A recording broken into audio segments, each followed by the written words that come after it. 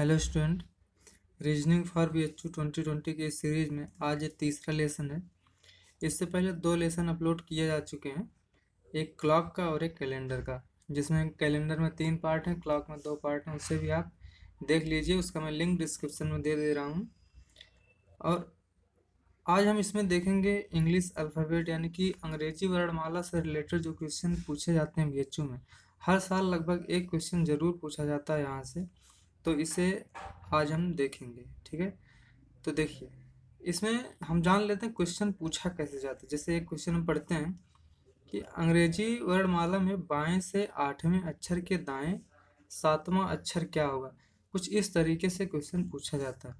तो हम पहले क्वेश्चन सॉल्व करें इससे पहले कुछ बेसिक्स तैयार कर लेना ज़्यादा सही है। तो देखिए, इसमें क्या है, ये क्या है, इंग्लिश अल्फ़ाबेट लिखा है A to Z, A से Z तक लिखा गया है। तो इसमें सबसे पहली बात क्या है जो जानना है, वो ये है कि कुल कितने स्वर होते हैं और कितने व्यंजन होते हैं। स्वर मतलब वावेल और व्यंजन मतलब कॉन्सोनेंट। तो A, E, I, O, U ये कुल 5 स्वर होते हैं, यानी कि 5 वावेल होते हैं, और बाकी बचे कितने, 21, वो क्या होते हैं, व्यंजन होते हैं, कॉन्सोनेंट होते हैं। ठीक है, यानी कि 21 और 5 26, कुल 26 लेटर होते हैं इंग्लिश अल्फ़ाबेट में। ठीक है, तो 5 स्वर होते हैं, 21 व्यंजन होते हैं, कुल मिलाकर 26 होते हैं। ठीक है, इसके बाद आपको पूछा जाएगा बार बार क्वेश्चन में कि बाएं से तीसरा, बाएं से चौथा। तो ये बाएं का मतलब क्या होता है? बाएं का मतलब है A से Z की ओर, यानी कि जो आपका बायां है उधर से जो आपका दायां है उस तरफ, यानी कि A से Z की ओर। जब बोला जाए बाएं से 10वां, इसका मतलब क्या हुआ, A से Z की तरफ 10वां, यानी कि J। ठीक है, J 10वें नंबर पर आता है। तो आपको ये भी याद रखना है कि कौन सा लेटर किस नंबर पर आता है, क्योंकि इसका यूज अभी आने वाली क्लास में और भी होगा जब हम कोडिंग डिकोडिंग का चैप्टर करेंगे। ठीक है, तो ये आपका होमवर्क भी रहेगा कि आपको A से Z तक उसे याद रखना है कि कौन किस नंबर पर आता है। ठीक है, तो ये बात हो गया कि जब बोला जाए बाएं से, तो इसका मतलब क्या हुआ, A से। ठीक है, A से Z की ओर, समझ में आया। लेकिन अगर बोला जाए दाएं से बाएं, इसका मतलब क्या हुआ, Z की तरफ से A की ओर। ठीक है, Z से A की ओर। ठीक है, इसे क्या बोला जाएगा, दाएं से बाएं। समझ में आ रहा है। तो अगर बोला जाए कि दाएं से तीसरा, इसका मतलब क्या हुआ, Z पहले नंबर पर है, Y दूसरे पर और X तीसरे पर।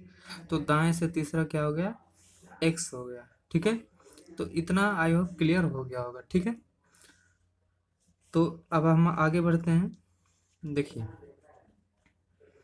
एक शब्द और आपको मिलेगा, अर्धांश। ठीक है, अर्धांश का मतलब क्या होता है, फर्स्ट हाफ। ठीक है, अर्धांश का मतलब क्या होता है,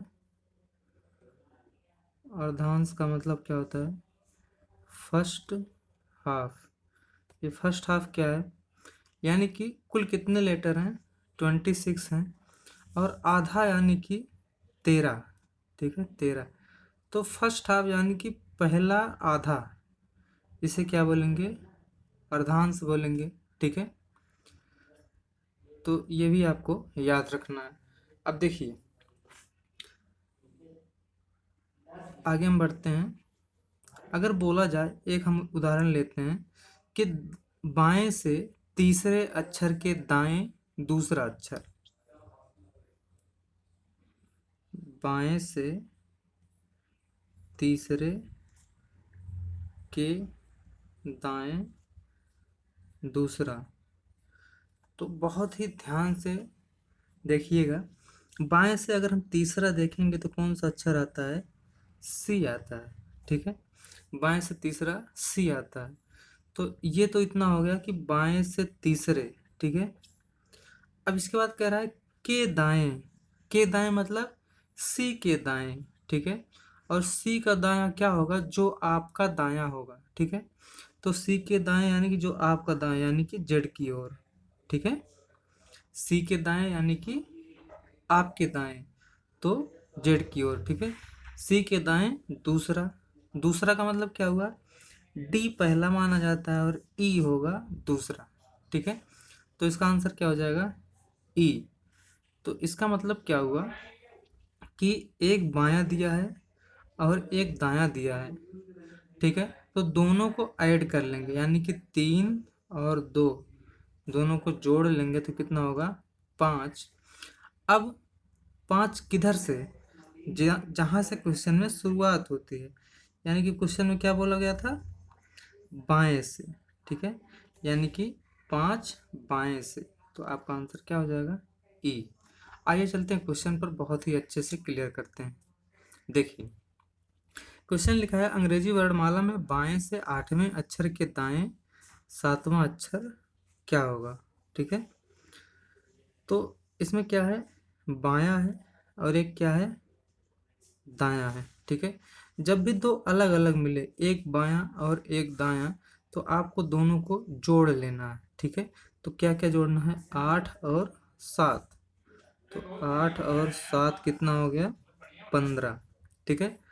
अब 15 किधर से, अंग्रेजी वर्णमाला में बाएं से 8वें अक्षर के दाएं 7वां अक्षर। तो क्वेश्चन की शुरुआत जहां से होती है, ठीक है, बाएं से हो रही है, तो इसका मतलब क्या हुआ कि बाएं से 15वां, ठीक है। फिर से ध्यान से सुनिए कि जब एक बार बाएं और एक बार दाएं लिखा हो तो दोनों को जोड़ लेते हैं, ठीक है। इसके बाद क्वेश्चन की शुरुआत जिधर से हुई होती है यानी कि बाएं से, तो बाएं से अंग्रेजी वर्णमाला में 15वां अक्षर, तो क्या होता है 15वां अक्षर, ओ होता है, ठीक है। तो यही आपका हो जाएगा आंसर, ठीक है। इसके बाद देखिए फिर अगला क्वेश्चन क्या है, अंग्रेजी वर्णमाला में दाएं से 7वें अक्षर के बाएं तीसरा अक्षर, यहाँ भी एक दायां है और एक क्या है, बायां है, ठीक है। इसमें भी क्या करेंगे, दोनों को जोड़ लेंगे, तो 7 और 3 कितना हो गया, 10, ठीक है। अब 10 किधर से, 10 दाएं से, ठीक है, यानी कि जेड की ओर से, ठीक है। क्वेश्चन की शुरुआत जहां से हुए उधर से ही आपको आंसर बताना है, ठीक है। तो देखिए अंग्रेजी वर्णमाला में कुल 26 अक्षर होते हैं, मान लो ए है और ये क्या है, जेड है। तो इधर से 10वां अक्षर, ठीक है। अगर हम मानते हैं कि यहाँ तक ये मान लो 10वां अक्षर है, ठीक है। तो इसके बाद अभी कितने अक्षर बचेंगे, आप बताइए। इसके बाद कितने अक्षर बचेंगे, 16 अक्षर, ठीक है। कितने अक्षर बचेंगे, 16 अक्षर। तो ये बताइए अगर इधर अभी 16 अक्षर बचे हैं तो ये कौन सा अक्षर होगा, 17वां अक्षर होगा, ठीक है। कौन सा अक्षर होगा, 17वां अक्षर होगा। तो वर्णमाला का 17वां अक्षर क्या होता है, क्यू होता है, ठीक है। यानी कि जब भी आपको दाएं से कुछ बताना हो, यानी कि जैसे इसमें आया दाएं से 10वां, तो आपको क्या करना है, टोटल से पहले घटा लेना। 26 से 10 घटाएंगे कितना बचा, 16। तो बाएं से 16 कितना बचा, 16। तो देखिए यहाँ पर ये 16 बचा है, लेकिन अगर हम इधर से बताना होगा तो हम इसकी बात कर रहे हैं, तो ये कौन सा हो जाएगा, 17वां हो जाएगा। 17वां क्यों ही होता है। तो आपको क्या याद रखना है, जब एक दायां दिया हो और एक बायां दिया हो तो दोनों को जोड़ लेना है, ठीक है। इसके बाद क्या करना है, टोटल से घटा लेना। टोटल कितना होता है, 26, ठीक है। 26 से 10 घटाएंगे कितना बचा, 16। और इसमें एक ऐड कर लेना है, ठीक है, क्योंकि इस ये दाएं से बताना है, ठीक है। दाएं से जब बताएंगे तो टोटल से इसे घटा लेंगे 10 को, और जितना आएगा उसमें एक ऐड कर लेंगे तो 17 आ जाएगा। और 17वां अक्षर क्या होता है, क्यू। आपको कौन सा अक्षर कितने नंबर पर आता है ये याद होना बहुत ही ज़रूरी है, ठीक है। तो आज ही ये पूरा का पूरा आप याद कर लेंगे तो बहुत ही अच्छे से आपको समझ में आएगा, ठीक है। चलिए अगला क्वेश्चन है, अंग्रेजी वर्णमाला में बाएं से 18वें अक्षर के बाएं 5वां अक्षर क्या होगा। ठीक है, जब भी दोनों समान आए, यानी कि यहाँ भी बाएं लिखा है और यहाँ भी बाएं लिखा है, तब क्या करेंगे, घटा लेंगे। ठीक है, जब ये दोनों अलग अलग हों तो जोड़ लेंगे, और जब एक ही लिखा हो तो घटा लेंगे। दिमाग में सेट कर लो या फिर अपना कहीं नोट कर लो। ठीक है, जब दोनों समान हो तो घट जाएगा, दोनों अलग हो, जैसे एक बायां एक दायां है तो जुड़ जाएगा, और दोनों समान है यानी कि दोनों बायां है या फिर दोनों दायां है तो क्या हो जाएगा, घट जाएगा। ठीक है, चलिए, तो इसमें क्या करना है, अंग्रेजी वर्णमाला में बाएं से 18वें अक्षर के बाएं 5वां अक्षर, तो पहले तो ये घटा लेंगे। 18 से कितना घटाएंगे, 5, बचा कितना, 13। किधर से 13, क्वेश्चन की जहाँ से शुरुआत हुई है, यानी कि बाएं से 13, तो बाएं से 13 कौन सा अक्षर होता है, एम। यही हो जाएगा आपका आंसर। बहुत ही आसान है, अगर अच्छा लग रहा है तो लाइक ज़रूर कर दीजिए। चलिए, इसके बाद अंग्रेजी वर्णमाला में बाएं से 20वें अक्षर के बाएं 10वां अक्षर, देखिए यहाँ भी बायां और यहाँ भी बायां, इसका मतलब क्या हुआ, ये घट जाएगा। तो कितने से घटेगा, 20 में से 10 घटेगा, 20 में से 10 घटा, कितना बचा, 10।